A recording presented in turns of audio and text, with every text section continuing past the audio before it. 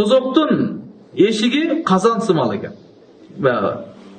Tandırdın ozu sımalı. Kандай экен акыйкат Аллага белгилүү. Ал жакта качанда ыймандуулар бар учурда, ыймандуулар деле күнөөсүнүн кесепетинен кээде тозокко түшүп калат. Бирок өзүнүн жазасыны, күнөөсүнүн даражасына жараса жазасын алгандан кийин тозоктон чыгып бейишке кирет Алланын мээрими менен. Ошентип ыймандуулар тозоктон бейишке кирип турат да.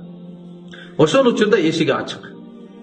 Качанда тозокто бир дагы ыймандуу калбаганда, жаллаң ал жакта капырлар, жаллаң Кудайга ишенбегендер, эки жүздүүлөр, мушриктер, ушулар гана калган учурда, ыймандуунун баары тозоктон тазаланган учурда, анан келип туруп, анан ошол баягы тозоктун эшиги жабылып баштайт экен. Тозоктун эшиги жабылып баштайт экен. Мына ошол учурду түбөлүккө болгон кайгы деп айтылат дейт. Мына ошол учурду коркунуч деп айтылат дейт.